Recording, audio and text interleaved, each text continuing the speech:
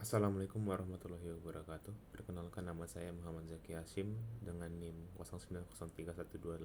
0903112232386065 eh, dari Prodi Sistem Informasi Bilingual Universitas Sriwijaya. Di sini pada kesempatan kali ini saya akan mempresentasikan eh, tentang hubungan antara CRM dan SCM pada produksi minyak goreng sebagai tugas UAS mata kuliah perencanaan sumber daya perusahaan. Jadi langsung saja, latar belakangnya. Minyak goreng merupakan kebutuhan pokok yang selalu dicari masyarakat, sehingga perusahaan harus mampu menjaga ketersediaan dan kualitas produk secara konsisten. Untuk memenuhi permintaan yang terus berjalan, dibutuhkan pengelolaan rantai pasok yang teratur mulai dari bahan baku hingga distribusi. Proses tersebut ditangani melalui Supply Chain Management atau SCM. Di sisi lain, perusahaan perlu memahami kebutuhan pelanggan, pola permintaan, serta masukan dari konsumen. Peran ini dijalankan oleh Customer Relationship Management atau CRM. Informasi dari CRM membantu perusahaan mengetahui tren, keluhan, dan preferensi pelanggan, sehingga proses produksi dan distribusi dapat disesuaikan dengan lebih tepat. Jadi, apa sih itu CRM dan SCM?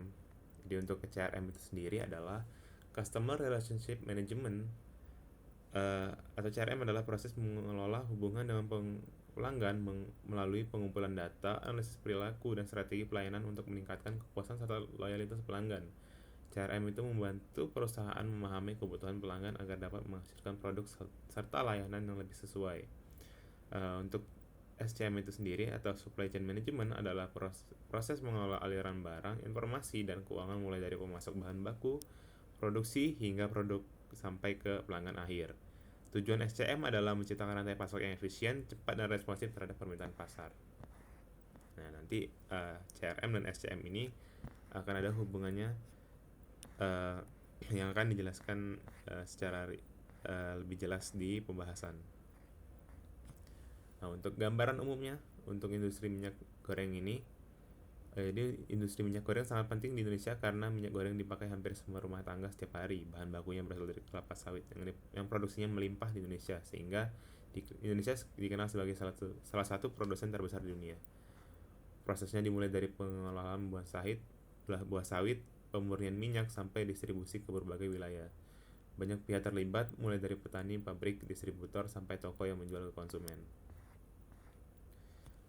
Oke, masuk ke tahap-tahap rantai produksi minyak goreng. Jadi di sini saya menggunakan model dari konsep SCM dari Turban pada tahun 2004 menjelaskan bahwa rantai pasok terbagi menjadi 3 bagian besar, yaitu upstream, midstream, dan downstream. Jadi ketiga bagian ini menggambarkan aliran bahan, proses, dan produk dari sumber awal sampai ke konsumen akhir. Oke, untuk upstream, hulu, itu adalah pengadaan dan panen bahan baku. Itu mencakup seluruh aktivitas yang berhubungan dengan pengadaan dan penyediaan bahan baku pada industri minyak goreng. Bagian ini berfokus pada kegiatan di perkebunan sawit, mulai dari budidaya, panen TBS atau tandan buah segar, yaitu adalah si sawit itu sendiri, sawit yang sudah matang, hingga pengiriman bahan baku ke pabrik. Intinya upstream memastikan bahan baku tersedia dan siap untuk diproses lebih lanjut. Untuk material yang digunakan di tahap ini yaitu yang pertama ada tandan buah segar atau TBS, itu ada air irigasi, 2 alat panen, dan ada pupuk dan bahan perawatan tanaman.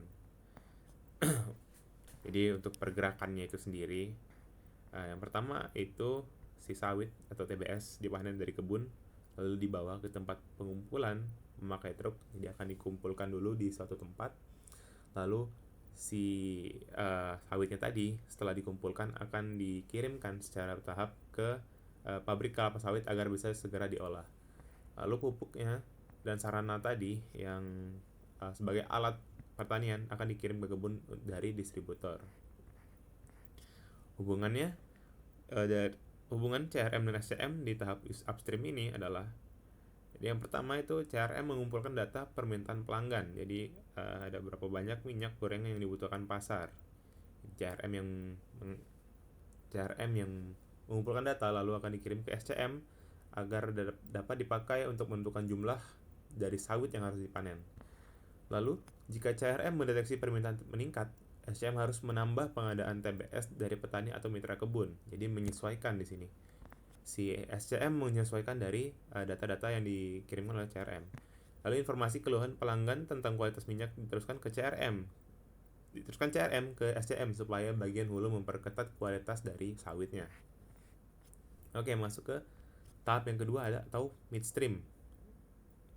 Tahap tengah ya, di sini pengelolaan dan refinery. Jadi adalah bagian yang menangani pengelolaan bahan baku menjadi produk setengah jadi atau produk jadi. Jadi pada industri minyak goreng, tahap ini mencakup proses ekstraksi minyak sawit mentah yang sudah dikumpulkan tadi, lalu pemurnian dan persiapan sebelum pengemasan. Jadi midstream menjadi pusat kegiatan produksi karena seluruh transformasi bahan terjadi di sini. Jadi kalau tadi itu tahap di mana tahap memanen sawitnya, di sini akan mulai diproduksi menjadi minyak gorengnya. Nah, di sini material yang diproses adalah tandan buah segarnya. Lalu setelah itu akan diproses menjadi crude palm oil atau CPO. Lalu akan ada air untuk sterilisasi maksudnya. Lalu ada drum atau tangki penyimpanan, bahan bakar boiler.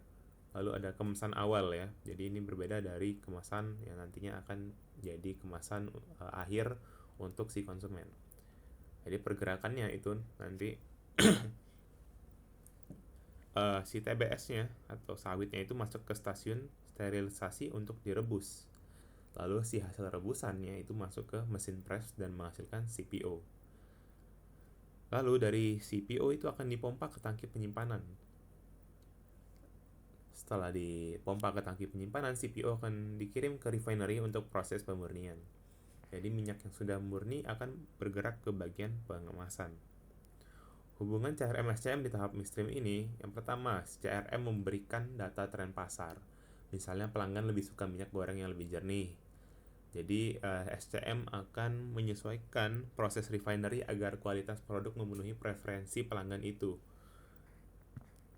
Yang ketiga, setelah itu akan CRM juga mencatat permintaan ukuran kemasan tertentu. Jadi contohnya, misalnya ada banyak pelanggan yang meminta 1 liter, kemasan 1 liter itu lebih tinggi dari 2 liter. Jadi si SCM-nya akan mengatur pengemasan berdasarkan data itu. Jadi si SCM mungkin akan memperbanyak produksi kemasan 1 liter daripada si 2 liter karena CRM menyatakan bahwa datanya itu si pelanggan lebih banyak meminta untuk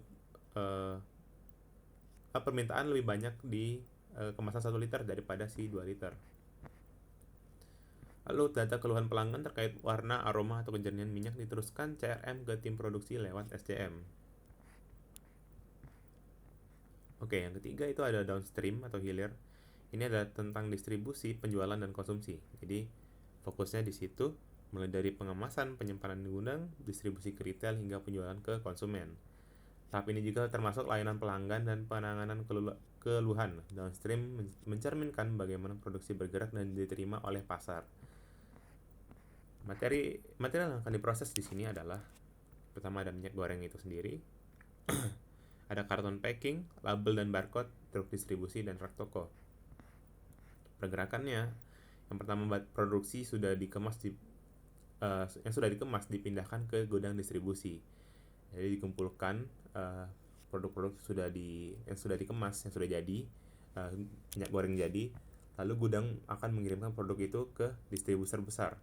Distributor lalu mengirimkan produk-produk itu ke supermarket yang sudah memesan. Jadi supermarket, ada toko grosir, retail kecil, atau bahkan mitra e-commerce. Jadi produk-produknya nanti akan ditaruh di rak dan akan dibeli oleh si konsumen. Jadi hubungannya CRM dan SCM di tahap downstream ini, CRM mengumpulkan data penjualan, komplain, dan ulasan pelanggan.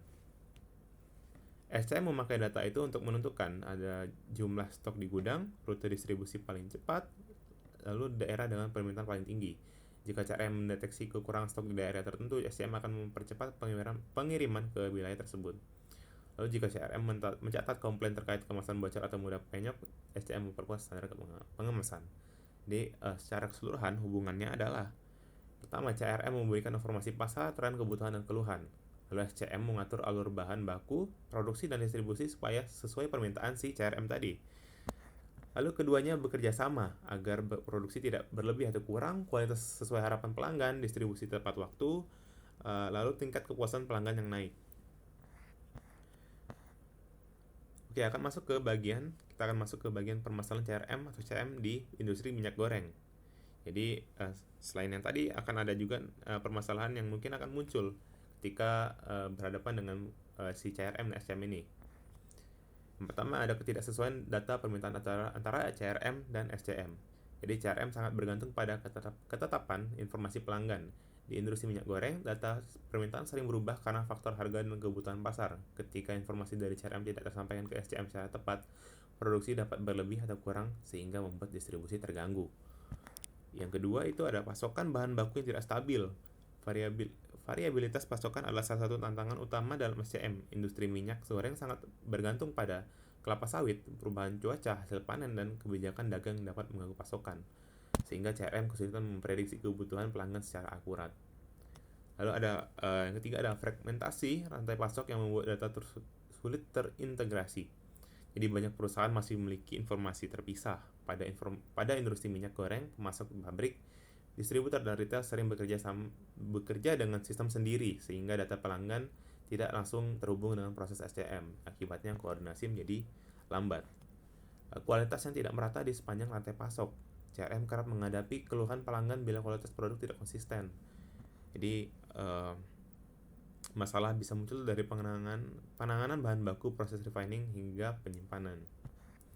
Distribusi yang luas membuat respon terhadap pelanggan berjalan lambat. Jadi menurut BPS tahun 2022, distribusi minyak goreng tersebar di berbagai wilayah dengan tantangan logistik yang cukup besar. Kalau terlambat, stok pasar habis dan pelanggan mengeluh. Untuk solusinya, itu yang pertama akan ada integrasi data CRM dan SCM melalui sistem terpadu. Jadi bisa diimplementasikan melalui platform terpadu seperti ERP ya. Jadi akan diintegrasikan datanya dalam satu sistem besar yang akan menggabungkan CRM dan sistem SCM. Yang kedua itu penguatan kerjasama dengan pemasok bahan baku. Variabilitas pasokan dapat ditekankan lewat kemitraan strategis. Solusinya ialah membangun kontrak jangka panjang sehingga petani dan pemasok sawit menggunakan jadwal pasokan yang jelas serta mendapatkan standar kualitas yang disepakati bersama supaya bahan baku yang tetap stabil. Yang ketiga itu digitalisasi rantai pasok untuk mengurangi fragmentasi data. Nah, di sini sistem informasi terintegrasi dapat memperbaiki aliran informasi. Industri minyak goreng bisa memakai dashboard SCM atau IoT sederhana untuk pelacakan muatan dan sistem input digital pada pemasok maupun distributor agar seluruh pihak bekerja dengan data yang sama. Nah, yang keempat ada pengawasan mutu di setiap titik rantai pasok. Di sini bisa memakai standar QC atau quality control pada 3 tahap, yaitu bahan baku, produksi, dan penyimpanan. Lalu yang kelima ada optimalisasi distribusi melalui pemetaan wilayah dan penjadwalan ulang rute. Jadi data dari BPS menunjukkan bahwa tantangan distribusi di berbagai daerah. Solusi yang dapat diterapkan adalah membuat rute distribusi berbasis permintaan, menambah titik gudang pada wilayah permintaan tinggi, dan memakai sistem penjadwalan otomatis supaya pengiriman lebih cepat dan mengurangi kekosongan stok di pasar. Lalu terakhir itu ada kesimpulan. Jadi kesimpulannya, hubungan CRM dan SCM berperan besar dalam menjaga kelancaran produksi minyak goreng, mulai dari pengadaan bahan baku hingga produk sampai datang ke tangan pelanggan. Data yang dikumpulkan CRM memberi gambaran jelas mengenai kebutuhan pasar, sedangkan SCM mengatur aliran material dan proses produksi agar sesuai dengan informasi tersebut. Ketika keduanya selaras, perusahaan dapat menyediakan produk yang tepat kualitas, tepat jumlah, dan tepat waktu. Integrasi sistem, koordinasi antar divisi, serta pengelolaan pasokan yang terencana membuat proses produksi lebih efisien sekaligus meningkatkan kepuasan pelanggan. Seluruh rangkaian ini menunjukkan bahwa kolaborasi CRM SCM adalah kunci utama dalam menjaga daya saing industri minyak goreng. Ya, baiklah, mungkin sekian yang dapat saya sampaikan pada presentasi UAS ini. Mungkin kalau ada kata-kata yang salah dalam penjelasan, saya minta maaf. Saya ucapkan terima kasih. Saya akhiri. Wassalamualaikum warahmatullahi wabarakatuh.